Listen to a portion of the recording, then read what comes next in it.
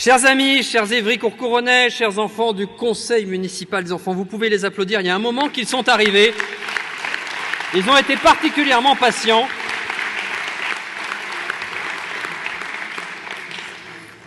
Nous voici réunis avec à mes côtés mon ami Daniel Valero, maire délégué d'Évry, et mon ami Francis Choix, député de notre circonscription, pour cette rituelle importante cérémonie des vœux, comme à chaque début d'année, avec cette particularité que vous commencez à connaître pour ceux qui ont la pratique, l'usage de ces vœux chaque année, d'être dans une année préélectorale, carrément électorale d'ailleurs, et d'ores et déjà dans une période de réserve électorale. Et là, pour les habitués, c'est toujours ce sentiment de se dire « finalement ce soir il va être obligé d'être court », puisqu'il ne peut faire ni bilan, ni proposition. C'est pas faux. Mais enfin, vous me connaissez, malheureusement, je ne vais pas réussir à être très très court. Parce que, même si les contraintes juridiques qui pèsent sur les candidats sont ce qu'elles sont, nous avons, mes chers amis, à la fin de ce mandat, dans ce moment que nous vivons ensemble, dans le monde, en France, dans notre région ou dans notre ville, beaucoup de choses à nous dire. On est à la période de la fin d'un mandat et donc, d'une certaine manière, on pourrait se dire qu'on est à une certaine manière moment où on tourne une page d'un grand livre, un peu comme on le fait systématiquement tous les 6 ans. J'ai le sentiment cette année que c'est bien plus que cela. Pas seulement parce que c'est déjà la 19e fois que je suis face à vous dans cet exercice. Eh oui, 19e. C'est pour ça que j'ai des lunettes maintenant. Qui est un chiffre d'ailleurs dont je ne devrais pas me vanter pour un candidat à sa propre succession. Je ne sais pas si c'est forcément flatteur. C'est pas non plus anodin parce qu'au fil du temps, j'ai vu les élus qui m'entourent, qui nous entourent, se renouveler, les majorités et les oppositions bouger, muter même parfois, au point même d'avoir décidé de partager la lourde tâche qui est la nôtre, et ce n'est pas rien. Ce n'est pas anodin non plus parce que, au fil du temps, j'ai vu nos équipes, politiques et administratives, changer, elles aussi, au gré de choix de vie, de promotion, de mutation, à tel point d'ailleurs, je me faisais la remarque cette semaine, que je crois pouvoir compter sur les doigts d'une seule main celles et ceux qui pourraient être encore là, devant vous, dans 70 jours, et qui ont, à mes côtés, connu la conquête de 2001. Ce n'est pas non plus anodin, parce qu'au cours de ces 19 années, j'ai vu beaucoup de Courcouronnais, beaucoup d'Évriens partir, déménager, faire des choix de vie, en même temps que j'en ai vu beaucoup arriver à Évry, à Courcouronne, passer de Courcouronne à Évry, d'Évry à Courcouronne, d'ailleurs de faire les allers-retours, c'est un peu le parcours de vie qui a été le mien.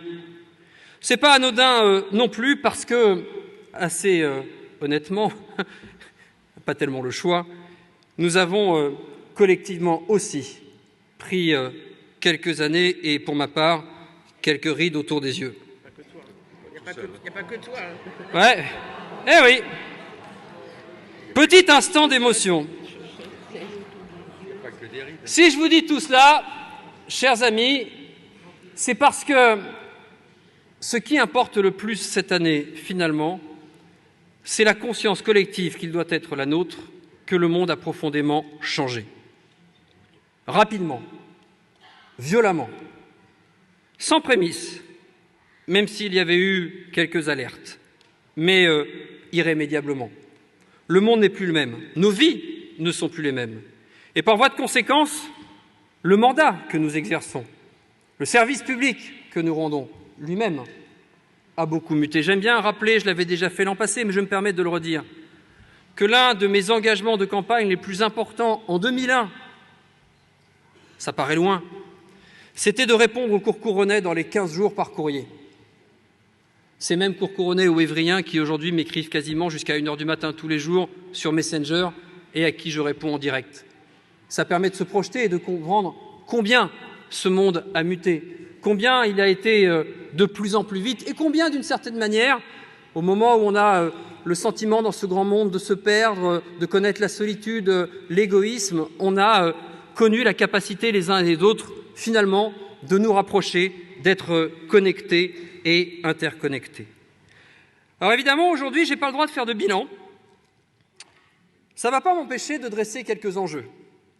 Et avant de dresser quelques enjeux, 1 an après la création de la ville d'Évry-Courcouronnes, ce qui n'est quand même pas anodin dans la vie d'une commune, j'aimerais, mes chers amis, vous parler d'Évry-Courcouronnes.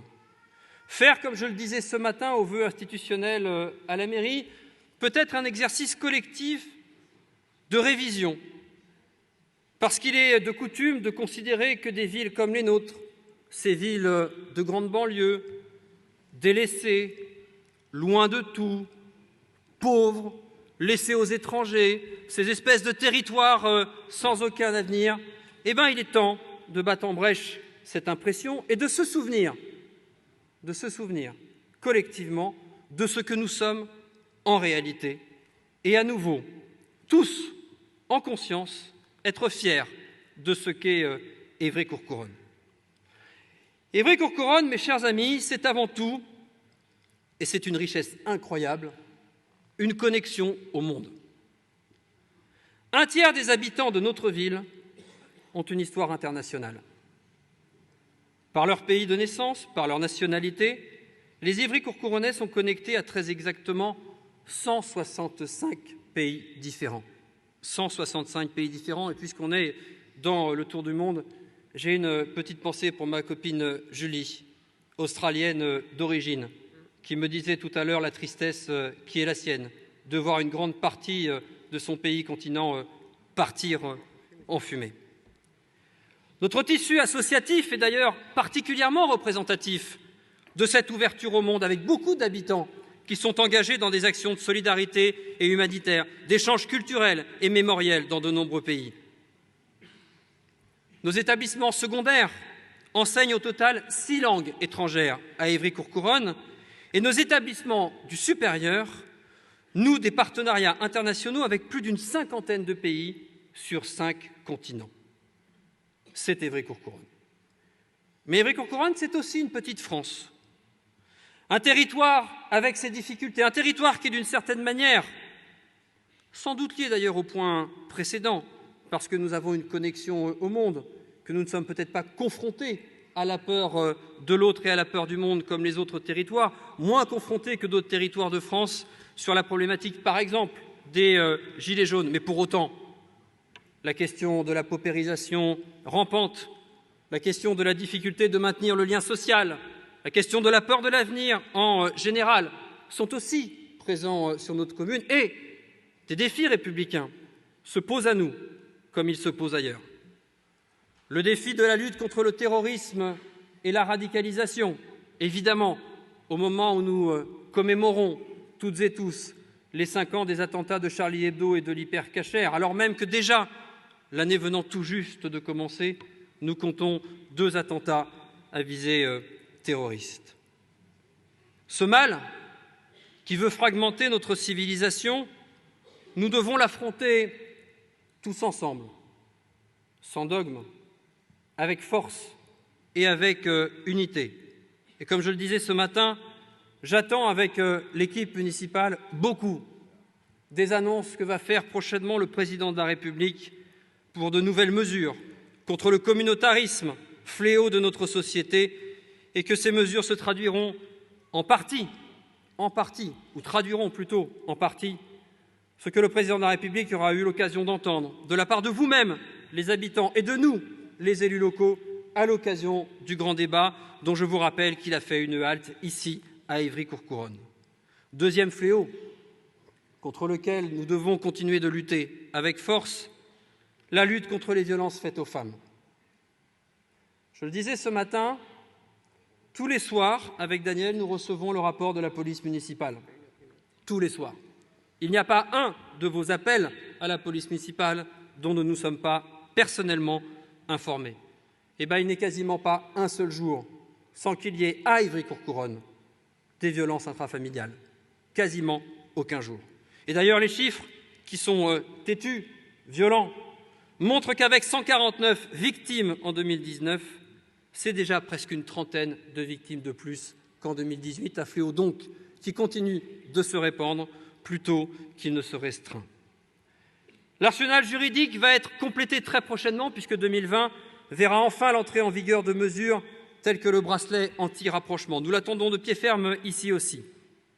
Mais je voulais vous dire que nos dispositifs d'accueil, d'écoute, de relogement doivent sur ces sujets-là encore progresser. Ça fait 20 ans qu'on en parle, ça fait 20 ans qu'on essaye de progresser, mais peut-être que nous ne sommes pas encore toujours à la mesure véritable de ce qu'est ce fléau. Et vous pouvez collectivement compter, et nous comptons sur vous également pour nous y aider, pour que notre mobilisation sur ce sujet soit sans faille.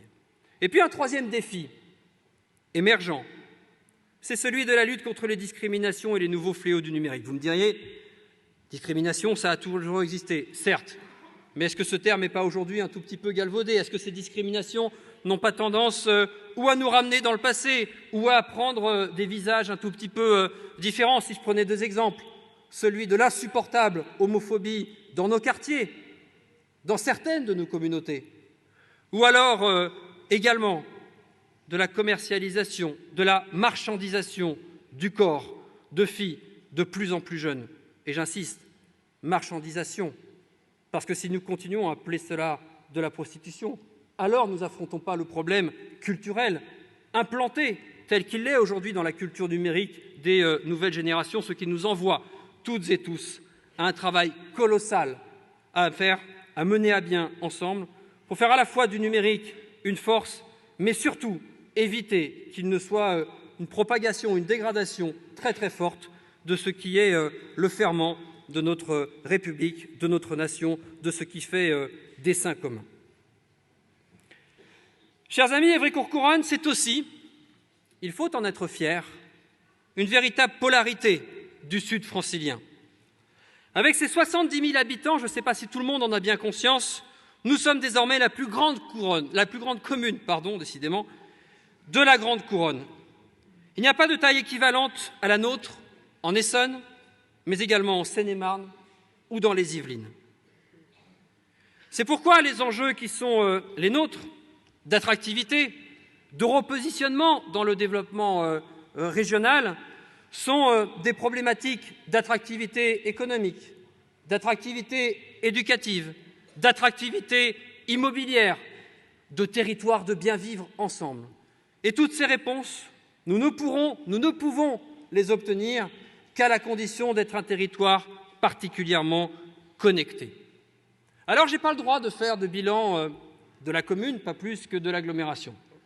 Il se trouve qu'étant un tout petit peu vice-président du Conseil régional d'Île-de-France, figurez-vous que j'ai le droit de faire mon bilan à la région.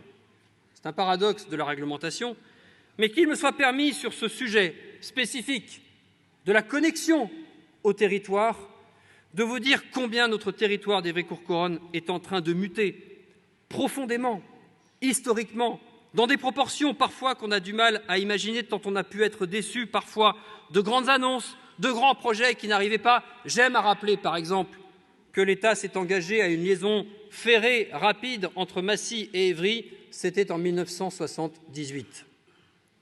3 grands projets vont très rapidement changer le visage de notre ville. Le T12 Express. Une partie des ex-évriens, une grande partie des ex-courcouronnais, notamment de Courcouronnes-Centre, savent de quoi je parle, savent qu'on n'est plus à l'étape de projet, puisque nous subissons depuis 2 ans et demi maintenant les travaux de l'arrivée de cette liaison.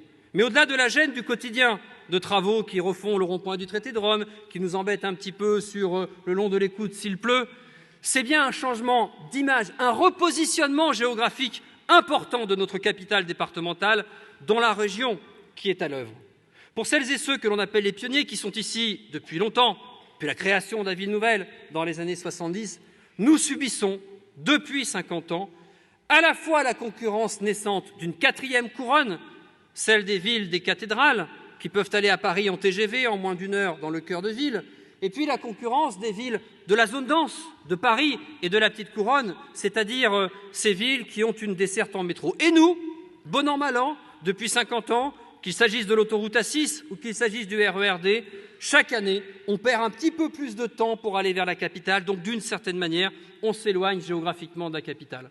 Pour la première fois depuis 50 ans, l'arrivée du T12 Express va inverser cette tendance.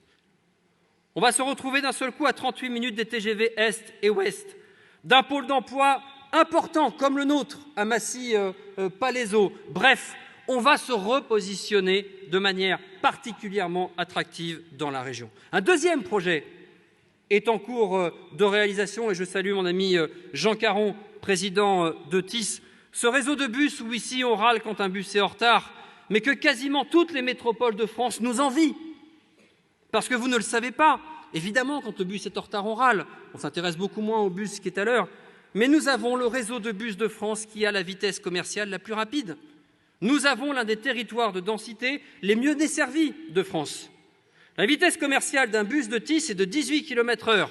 La vitesse commerciale d'un bus RATP dans Paris est de 7 km/h.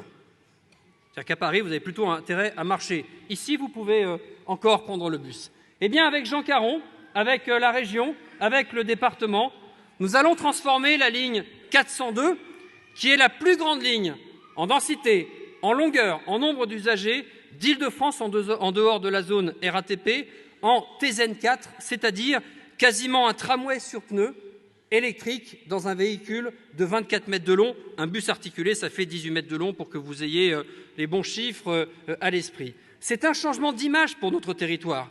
C'est une liaison, une artère, une colonne vertébrale de notre agglomération particulièrement importante, qui aura une importance sur la desserte de nos services publics, évidemment, de la centralité, mais aussi, j'y reviendrai tout à l'heure, de pôles économiques et scientifiques de premier plan, et je pense au premier chef à Génopôle, directement desservi par le TZN4, ou, mon cher Francis, en tant que président du conseil de surveillance, le centre hospitalier sud-francilien. Et puis, troisième élément, évidemment, d'interconnexion de la région, le fameux RER D et son SA 2019, qui a beaucoup fait grincer en bas sur la vallée où il y a maintenant une rupture à Juvisy, mais qui a beaucoup satisfait celles et ceux du plateau, une grande majorité d'entre vous d'ailleurs, qui ont vu pour la première fois depuis 1994 le nombre de trains par quart d'heure en heure de pointe doubler à la gare d'Évry-Courcouronnes ou à la gare du Bras de Fer. C'est une avancée pour le plateau, c'est incontestable. C'est une déception pour la vallée, d'autant que la SNCF n'a absolument pas été au rendez-vous, ni sur le renouvellement des matériels roulants, ni sur l'information voyageurs, ni sur la gestion des correspondances telle qu'elle s'était engagée à le faire. Et c'est un travail que nous avons à l'échelle de la région, mais aussi avec des associations d'Évry-Courcouronnes devant nous, et nous allons évidemment continuer de nous y atteler. Mais ces trois liaisons de transport, ajoutées au travail colossal que nous engageons sur le lissage des heures de pointe, sur le télétravail avec l'ensemble du tissu administratif et économique du territoire, le travail sur lequel nous allons nous engager dans le futur contrat de plan État-région sur les autoroutes A6 et sur la francilienne, vont permettre enfin de repositionner avec dynamique le territoire qui est le nôtre. Évry-Courcouronnes, chers amis, c'est aussi la capitale de l'Essonne, ville-préfecture, symbolisée à la fois par la présence de la préfecture et donc la représentation de l'État, symbolisée par la présence du tribunal de grande instance, la justice, le département, dont nous accueillons également le siège, et d'une certaine manière, mon cher Francis, en tant que député dans le chef-lieu de la circonscription, nous avons ici, à Évry-Courcouronnes, et ce doit être une fierté, les trois pouvoirs exécutif, législatif, judiciaire, qu'incarne notre 5e République, mais aussi les collectivités territoriales qui sont partenaires de notre quotidien. Au titre de ces partenaires, qu'il me soit permis en premier lieu de citer notre agglomération Grand Paris Sud. Grand Paris Sud, l'agglomération, c'est un enjeu évidemment capital. Ici, à Évry-Courcouronnes, la question de l'intercommunalité, elle est très ancrée dans notre culture très ancienne. Nous sommes ici en intercommunalité depuis quasiment 1972, là où des territoires de la région Île-de-France ne le sont que depuis 2 ou 3 ans. Mais l'agglomération, ce n'est pas un truc qui est loin. C'est ça qui assure le ramassage de nos ordures ménagères. C'est ça qui assure l'arrivée de l'eau potable dans nos maisons. Ce sont des services publics d'une extrême proximité. C'est donc une échelle stratégique, l'agglomération majeure pour le développement de nos villes. Aujourd'hui, l'agglomération Grand Paris Sud, qui s'étale et sur l'Essonne et sur la Seine-et-Marne, représente 350 000 habitants. Nous allons fêter cette année, en 2020, les 4 ans d'existence de Grand Paris Sud. Évidemment, cette agglomération, tout le monde s'en souvient, les débats qui l'ont accompagnée ont été parfois vifs, s'est construite dans la douleur post-électorale de 2014. Mais je voudrais rendre un hommage appuyé, d'abord à Francis, qui en a été le premier président, et puis à Michel Bisson, ainsi qu'à l'ensemble des 23 maires de notre agglomération, qui ont toutes et tous fait le choix de se retrousser les manches, de travailler ensemble à un dessein commun et à la construction d'un projet de territoire commun, dont Évry-Courcouronnes, mes chers amis, là aussi, soyons-en fiers, est le poumon. Qu'il me soit d'ailleurs à ce titre permis de faire un léger parallèle entre Grand Paris Sud et Évry-Courcouronnes. Les deux, l'agglomération et la ville, ce n'est pas anodin, ça doit même être quasi unique dans notre histoire contemporaine nationale. Les deux sont le fruit d'une fusion au cœur de ce mandat qui se termine.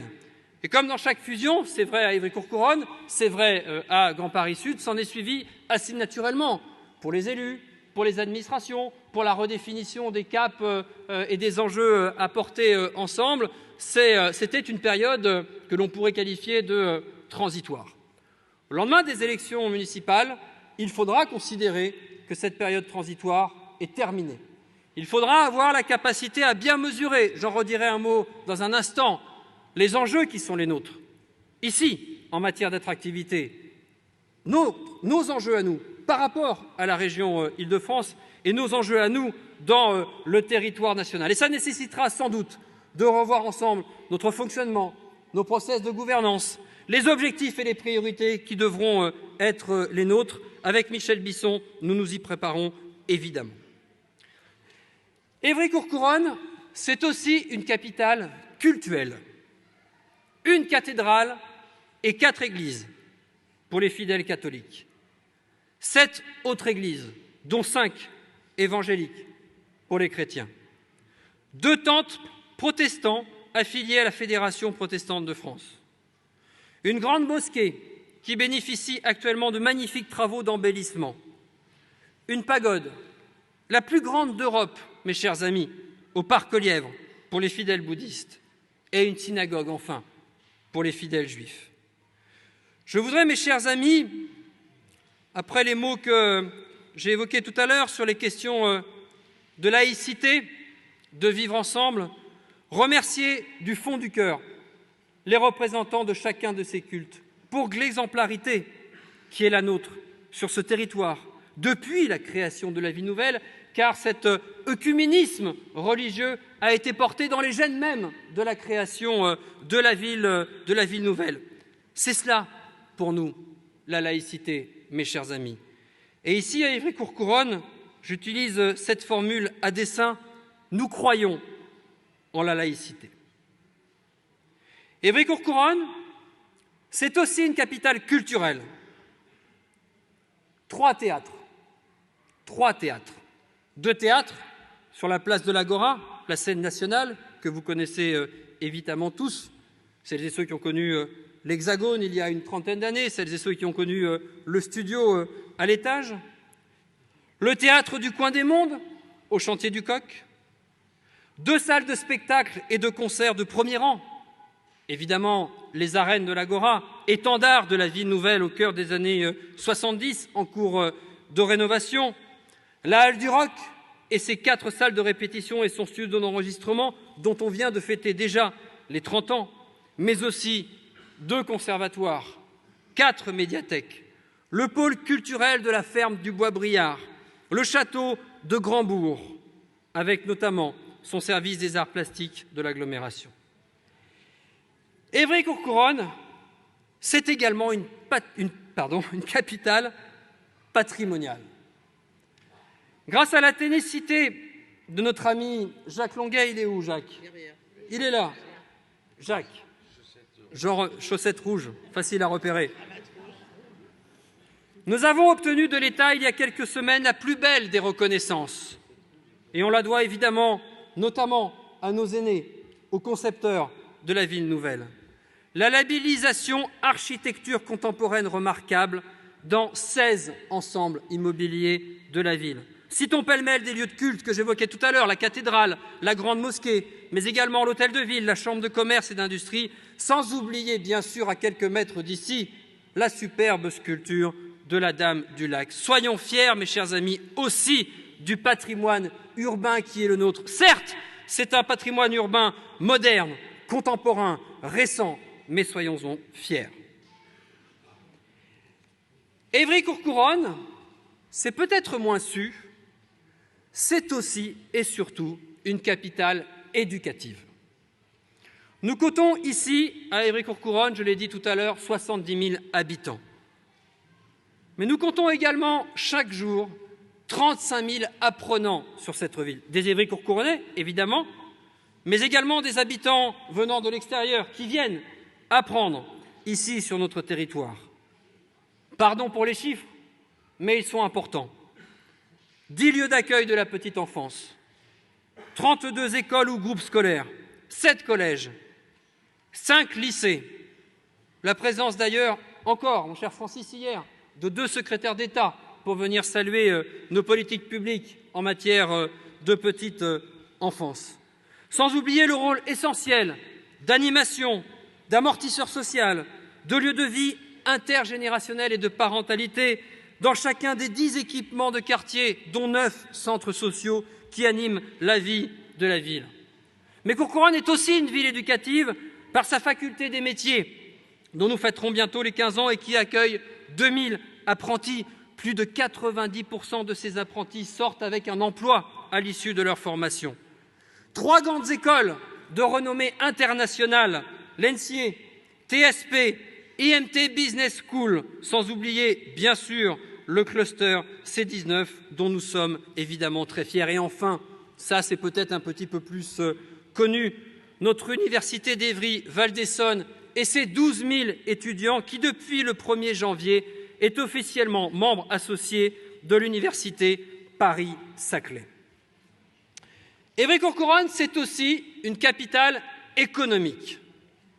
70 000 habitants, vous allez les retenir ces chiffres, 35 000 apprenants, mais aussi plus de 40 000 emplois, ici, intramuros, à Évry-Courcouronnes. Pour celles et ceux qui pensent encore que les ex-villes nouvelles sont des échecs historiques, dans une ville créée ex nihilo il y a 50 ans, nous avons aujourd'hui plus de 40 000 emplois. Et une partie de ces emplois sont liés évidemment aux fonctions de centralité qui sont celles d'une capitale départementale avec l'ensemble des services publics qui l'animent, mais aussi la présence d'acteurs économiques de rang nationaux et mondiaux de premier plan.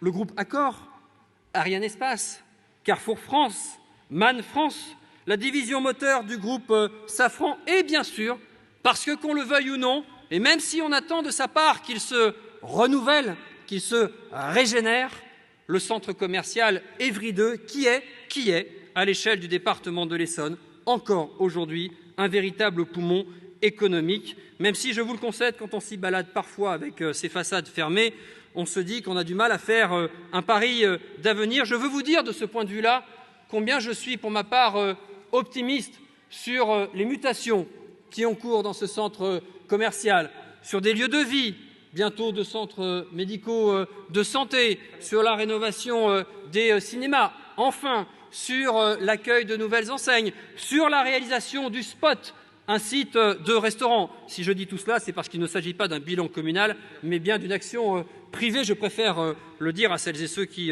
enregistrent en se disant « Tiens, il a fait une petite faute de parcours ». Non, non, c'est un investissement privé. Donc, j'ai évidemment bien le droit de dire ce que sont ces projets importants pour notre territoire. C'est aussi, dans son rôle de capital économique, la présence d'acteurs institutionnels du développement économique et des partenaires sociaux importants, le tribunal de commerce, la Chambre des métiers, la Chambre de commerce et d'industrie, les syndicats et les fédérations professionnelles. Évry-Courcouronnes, c'est aussi une capitale de la santé. Un hôpital public de premier plan, on l'évoquait tout à l'heure, le centre hospitalier sud-francilien, qui rayonne sur un bassin de 600 000 habitants, dont Francis, je le disais tout à l'heure, assure la présidence du conseil d'administration, 2 cliniques privées que nous connaissons tous, la clinique de l'Essonne, la clinique du Mousseau. Nous sommes nombreux, soit à y être nés, soit à y avoir vu naître nos enfants. Des infrastructures de proximité, chères à mon ami Daniel Valero, mais aussi à certains d'entre vous que j'ai croisés dans la salle, ou médecins aujourd'hui, ou médecins à la retraite, qui ont fait partie de ces piliers qui ont aidé à la création de la commune nouvelle il y a de nombreuses années. Évry-Courcouronnes est aussi une capitale sportive. Le sport ici, mes chers amis, ce sont des pratiquants et des infrastructures qu'anime une armée de bénévoles que je veux saluer. À l'échelle de la commune, les chiffres sont assez hallucinants. On parle ici de 77 clubs et sections regroupés dans 13 associations sportives et qui réunissent pas moins de 9 500 adhérents. À Évry-Courcouronnes, on pratique 63 disciplines différentes, dont 2 handisport, incluant, soyons-en fiers également, incluant une quinzaine d'athlètes qui iront porter nos couleurs aux prochains Jeux olympiques de Tokyo l'été prochain. J'aimerais qu'on les applaudisse et qu'on les encourage.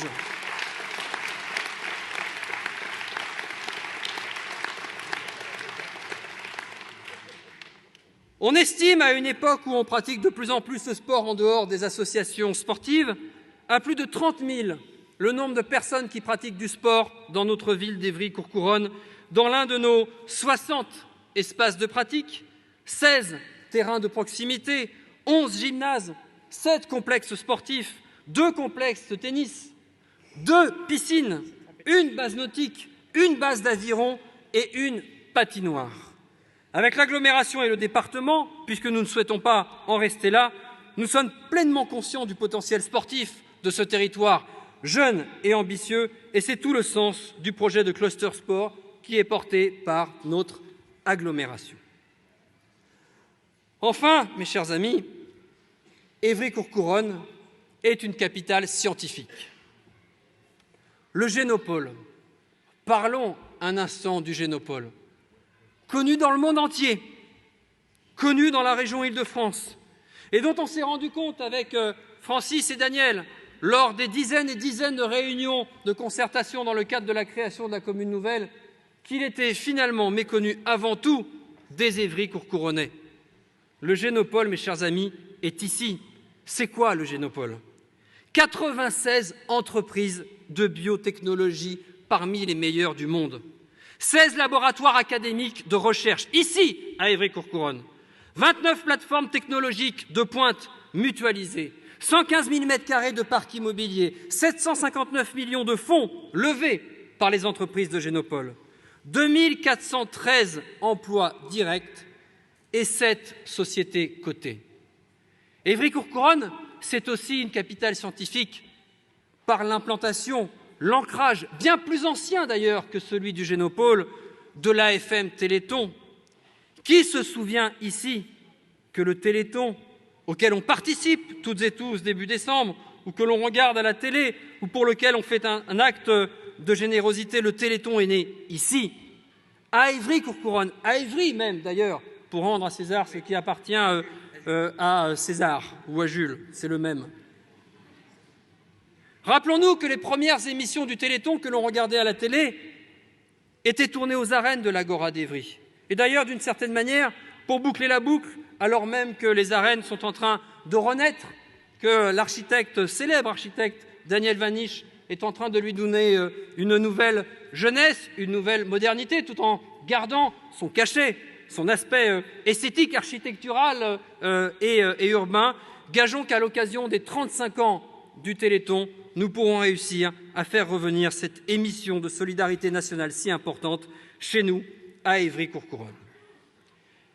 Mes chers amis, voilà ce qu'est notre commune. Au-delà des débats que nous avons pu avoir au moment de la fusion, des fausses idées parfois, de la méconnaissance qui peut être la nôtre, pardon de vous le dire avec franchise, mais je vous ai toujours parlé ainsi, parfois la vôtre aussi, dans une ville où la culture de quartier est bien plus importante que la culture communale, voilà ce qu'est réellement le territoire dans lequel nous habitons. Et si je me permets de vous proposer aujourd'hui, dans les contraintes de discours qui sont les miennes, cette longue litanie, c'est parce que je veux qu'on soit collectivement fiers de cette ville, que l'on soit en rupture avec cette image permanente des villes de banlieue, de territoires de relégation dans lesquels l'optimisme n'est pas permis. Est-ce que vous connaissez, mes chers amis, moi j'ai cherché, je n'ai pas trouvé, est-ce que vous connaissez une ville en France de 70 000 habitants qui a tous les atouts que pendant près d'une demi-heure je viens de vous citer? Je n'en connais pas d'autres. Alors mes chers amis, soyons fiers, halte au misérabilisme, revendiquons le territoire dans lequel nous sommes. Ça ne veut pas dire qu'il n'y a pas de problème. Ça ne veut pas dire qu'en matière d'accompagnement social, de difficultés d'intégration, d'inclusion, les enjeux ne sont pas colossaux. Ça ne veut pas dire que nous n'avons pas un déséquilibre, à l'image d'ailleurs du monde, entre des quartiers très riches et des quartiers très pauvres. Ça ne veut pas dire qu'il ne faut pas se retrousser les manches et qu'il y a encore beaucoup à faire pour que tout soit parfait ici. Ça veut dire que nous avons des atouts. Ça veut dire que nous sommes une forme de ville-monde. Ça veut dire, mes chers amis, et c'est important parce que ce n'est pas le cas de beaucoup de territoires en Île-de-France, que nous avons la chance incroyable d'être une ville complète. Mes chers amis, tous ensemble, soyons fiers d'Évry-Courcouronnes.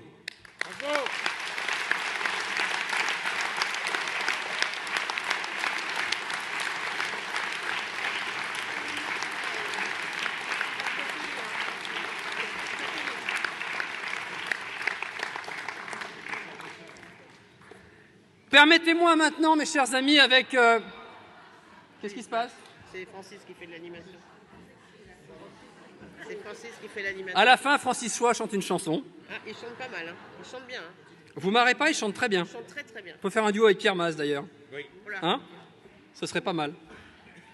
Mes chers amis, permettez-moi, avec beaucoup d'humilité, puisque je ne suis spécialiste de pas grand-chose en la matière, mais tout comme vous, acteurs ou spectateurs, de vous parler, avant de conclure, un petit peu de notre monde et de sa situation actuelle.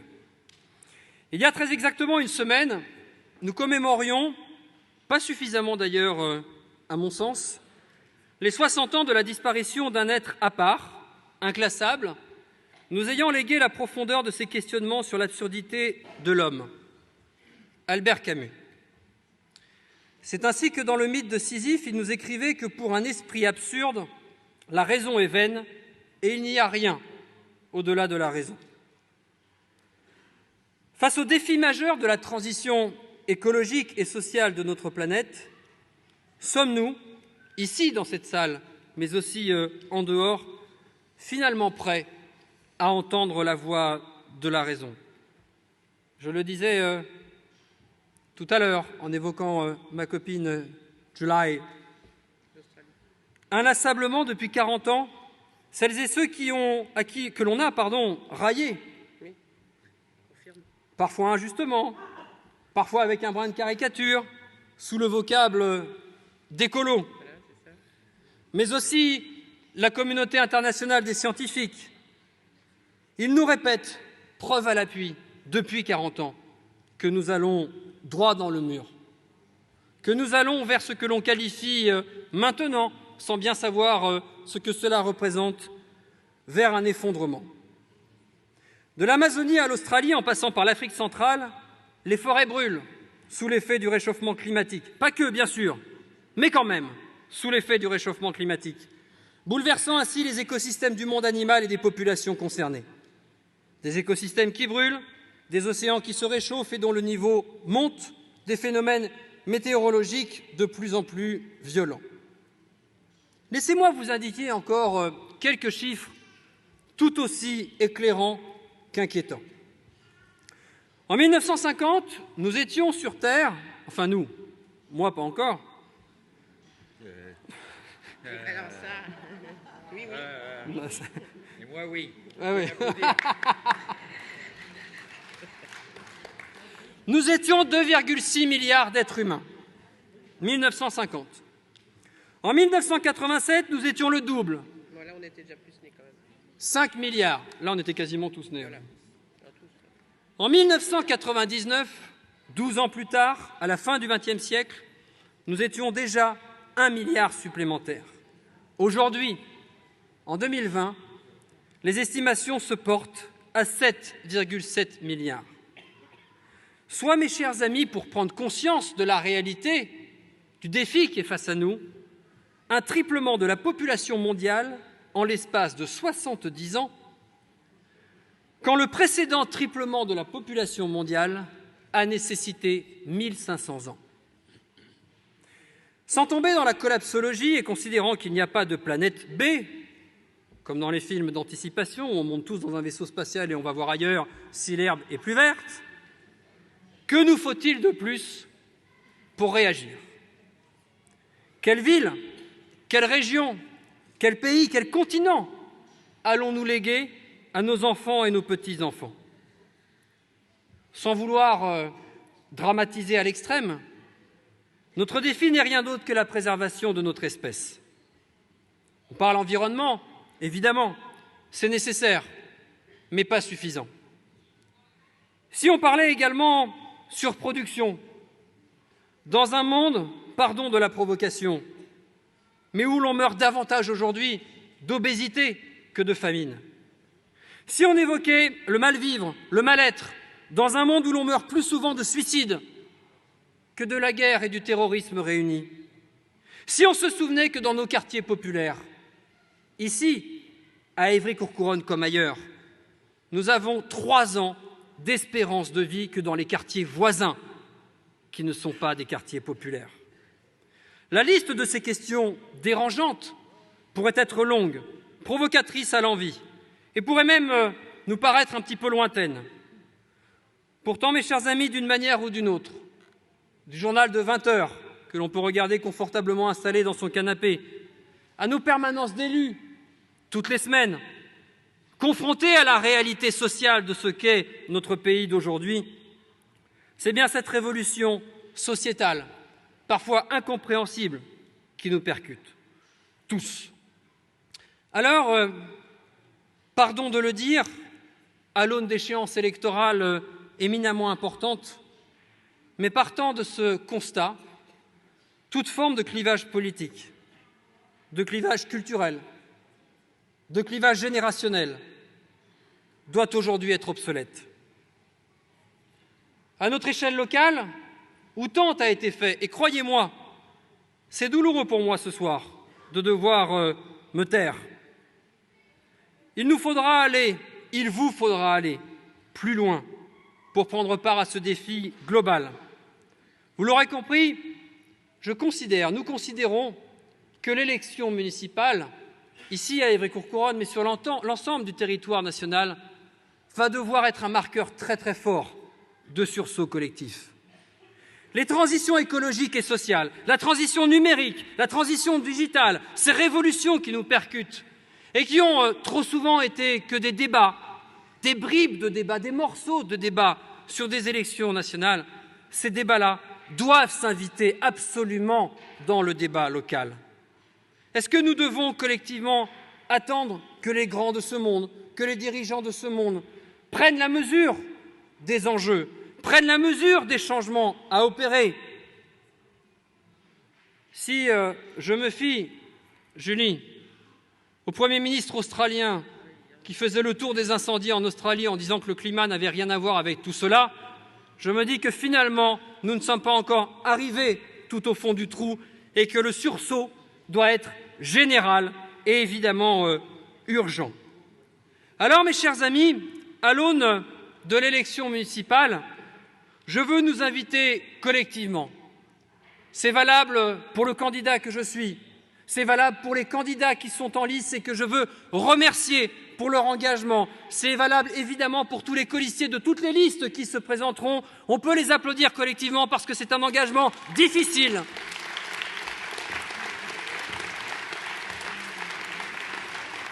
Je voudrais nous inviter les uns et les autres à oser, à ne pas rester dans les débats habituels des élections municipales, à oser le changement, à oser la provocation, avec ou parfois contre vous, pour susciter la réaction. Souhaitons-nous changer? Souhaitons-nous, à l'échelle locale, continuer le changement ou continuer cette espèce de déclin que nous sommes en train de vivre? J'ai coutume de dire que quand je dresse ce type de portrait, on pourrait dire plutôt décliniste, c'est plutôt pessimiste, mais pas du tout. C'est au contraire de l'optimisme. Faire le constat froid et cinglant de la situation à laquelle nous sommes confrontés, se dire collectivement qu'on n'abandonne pas, qu'on retrousse les manches et qu'on a envie toutes et tous d'inventer, de se dire que dans ce monde de rupture, c'est l'invention qui prime, c'est la capacité ensemble à créer quelque chose de nouveau, à créer un nouveau modèle communal, à créer les villes de demain qui doit nous animer. Eh bien, puisse ce rendez-vous électoral de mars nous permettre, notamment nous ici, Évry-Courcouronnes, dans une ville capitale, dans une ville qui rayonne, d'être exemplaires en la matière et d'oser, mes chers amis. Je nous invite non seulement à aimer Évry-Courcouronnes, à en être fiers, mais en plus à oser la faire changer.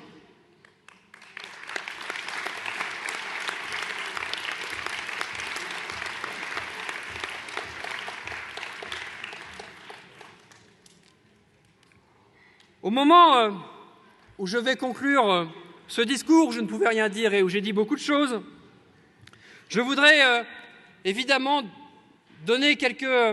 adresser plutôt quelques remerciements. D'abord à toutes celles et ceux qui ont permis l'organisation de ces cérémonies de vœux. Vous ne savez pas forcément tous, mais c'est une contrainte très très lourde pour notre administration et nos équipes, puisqu'il y avait les vœux au personnel communal hier soir, les vœux institutionnels ce matin, les vœux à la population ce soir. Et donc j'aimerais qu'on remercie du fond du cœur notre police municipale. Merci Philippe et l'ensemble de vos équipes.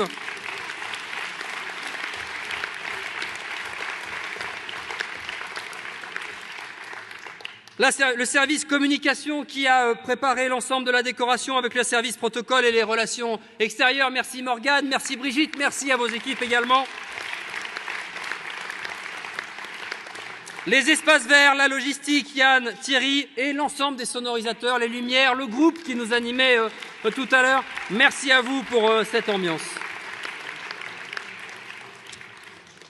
Et puis, pour finir par où j'ai commencé, après 19 ans de mandat. La fin d'un mandat, c'est un moment toujours particulier, évidemment de campagne électorale, de rupture, de renouvellement, de débat public et politique. C'est un rendez-vous démocratique. Mais c'est aussi, pour celles et ceux qui sont derrière moi, un moment important, un moment émouvant et parfois un moment de rupture très très fort, notamment pour celles et ceux, au-delà de vos choix à vous et de vos suffrages, qui décident d'eux-mêmes d'arrêter leur mandat d'élu. Je vous l'ai déjà dit l'an passé, je l'ai dit ce matin et je vais continuer de le répéter à l'envi sous ma casquette de président de l'Association des maires d'Île-de-France parce que j'y tiens. La démocratie française vit, tient, le lien social, le lien démocratique tient grâce aux élus locaux. Il y a en France 600 000 élus locaux. 85% de ces élus locaux sont entièrement bénévoles. 85%. Et comme vous tous, notamment les bénévoles associatifs, viennent s'occuper des gens une fois qu'ils ont fait leur travail toute la journée, une fois qu'ils se sont occupés de leur famille, ils viennent passer leur soirée, leur week-end pour essayer de vous accompagner, d'arranger les problèmes, d'essayer de vous trouver ici un logement, ici une place en crèche, ici les bonnes conditions d'accueil pour nos sportifs. J'aimerais collectivement que l'on applaudisse tous ces élus pour leur engagement.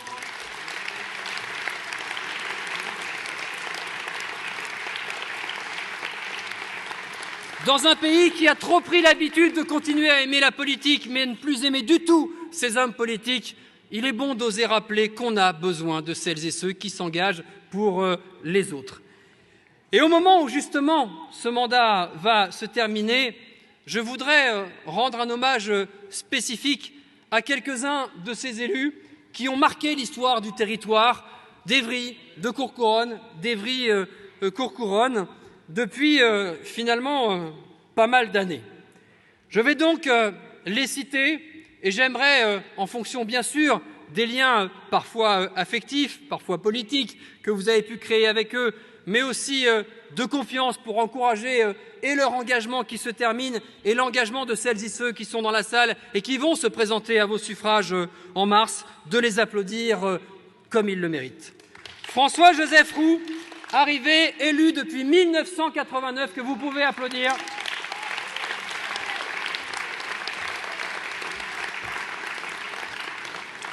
Marie-Christine Pérignon, élue également depuis 1989, ça représente 5 mandats.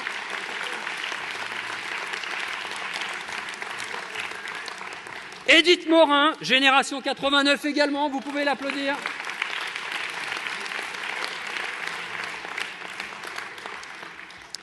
Mon vieil ami Martial Lemaire, 89 également.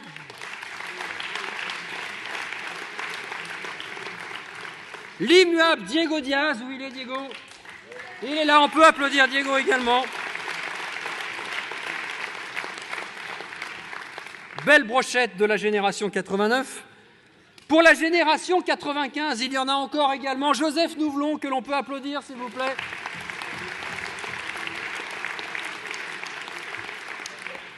Ma copine Claudette Chaduto.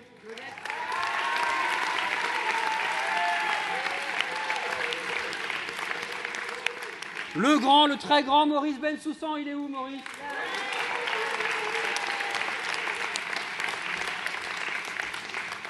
Et puis évidemment, même s'il n'a fait que 3 mandats, mais qu'il est arrivé tout de même en 1995, l'incontournable Jacques Longuet.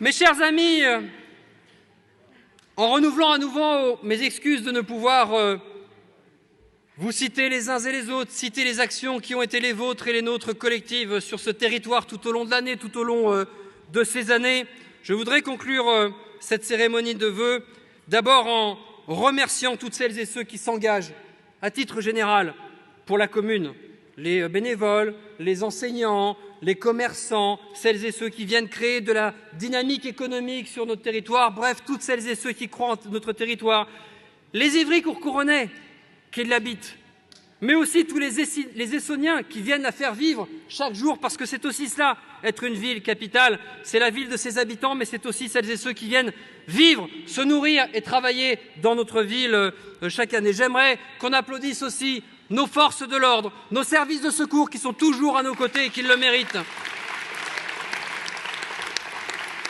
Avec une pensée pour les pompiers essonniens qui sont partis en Australie.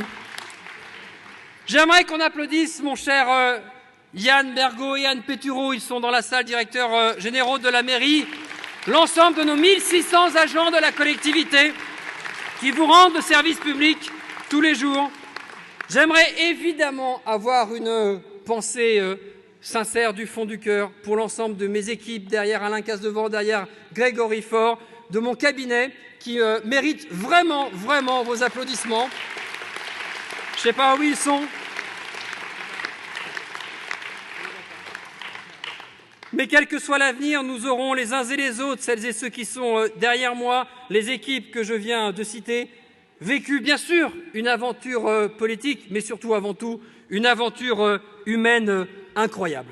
Une fois que j'ai dit cela, mes chers amis, il me reste à toutes et tous, à nouveau, à vous souhaiter une belle année, la santé, évidemment la prospérité, la réussite, que vos vœux se réalisent et qu'enfin, je le redis, même si je sais que parfois ça fait sourire, j'insiste, je nous invite les uns et les autres à nous aimer davantage, à nous écouter davantage, à nous regarder davantage et à avoir conscience que nos différences sont incontestablement nos plus belles richesses.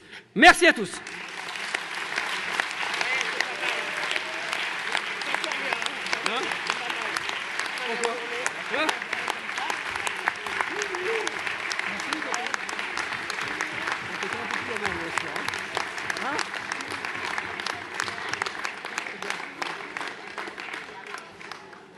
Je sais que c'est quand même en partie ça qui vous intéresse, mais mes chers amis, le bar est ouvert.